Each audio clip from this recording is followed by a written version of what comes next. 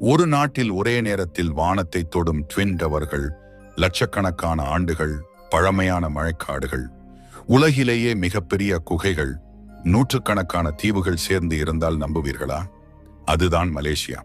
ஆனால் இந்த அழகான நாட்டை பற்றி பலருக்கு தெரியாத சில ஆச்சரியமான உண்மைகள் உள்ளன. அவை என்னவென்று இந்த வீடியோவில் தெரிந்து கொள்வோம்.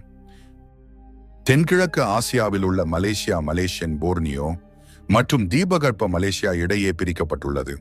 இரவு வாழ்க்கை காட்சி அற்புதமாக பன்முகத்தன்மை கொண்டது. கோலாலம்பூரில் அற்புதமான கிளப்புகளிலிருந்து பாரம்பரிய இரவு சந்தைகள் வரை இரவுக்கு பிறகு உயிர் பெறுபவை.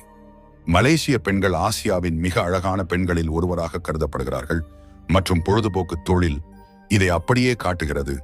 இது நாட்டின் மத மரபுகளை பார்த்தால் உங்களை ஆச்சரியப்படுத்தும். இருப்பினும் இஸ்லாமிய சட்டம் சமூக மற்றும் சட்ட நடைமுறைகளை பாதிக்கிறது மற்றும் சில வகையான பொழுதுபோக்குகள் உண்மையில் குற்றங்களாக கருதப்படுகின்றன. அவற்றுக்கு கடுமையான தண்டனைகள் இருக்கலாம். தரையில் யதார்த்தம் முற்றிலும் வேறு. சுற்றுலா பகுதிகள் மற்றும் குறிப்பாக மலேசியன் போர்னியோவில் உள்ள சில பகுதிகளில் உங்களுக்கு மிகவும் வசதியான சூழல் கிடைக்கும். மலேசியாவில் வாழ்வது என்றால் அத்தகைய சமூக விதிகளை பின்பற்றுவது.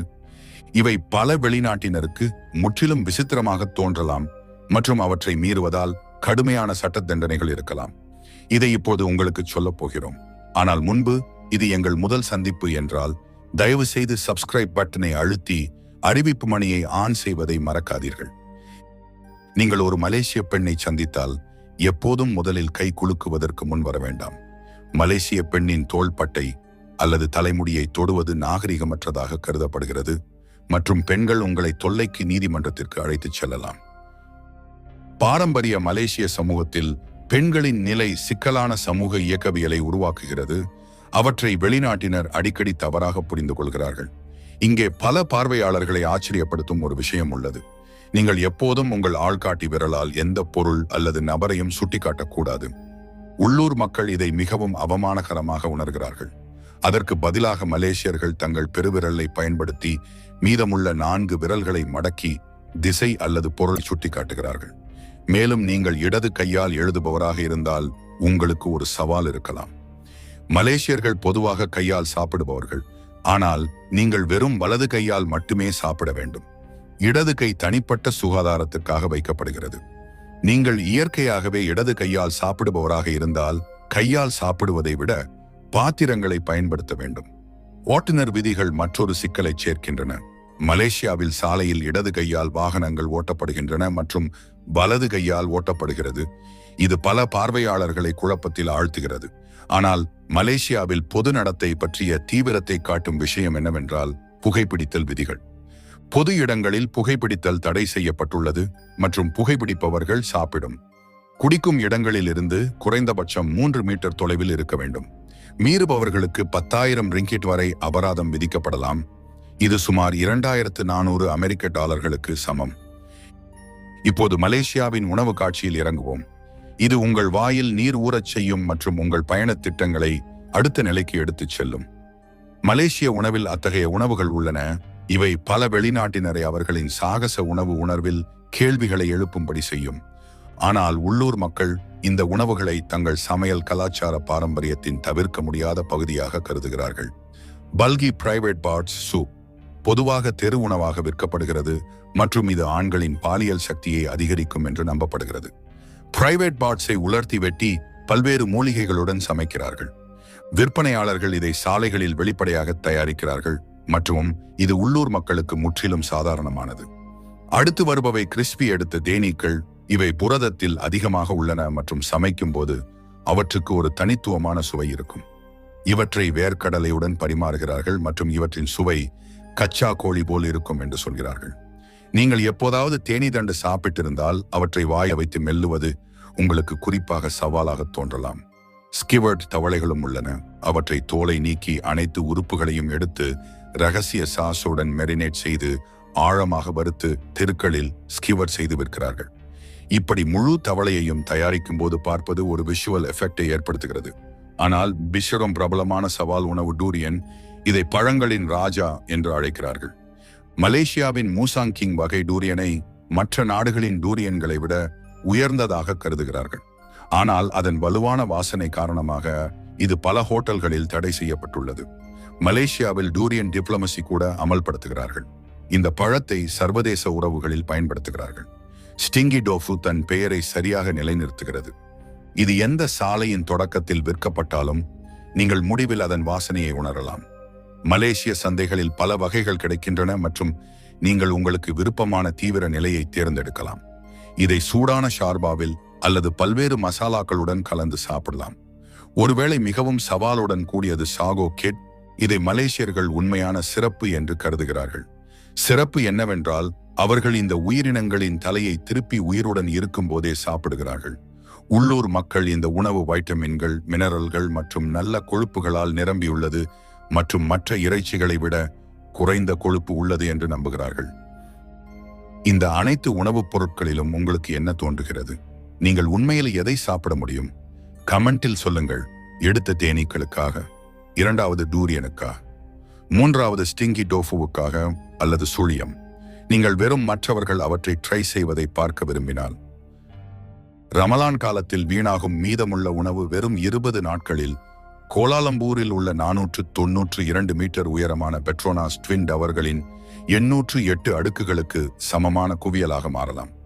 மலேசியாவின் சாலிட் வெஸ்ட் மேனேஜ்மெண்ட் ஏஜென்சி படி மலேசியர்கள் ஒவ்வொரு நாளும் சுமார் 3000 டன்கள் குப்பையை உற்பத்தி செய்கிறார்கள்.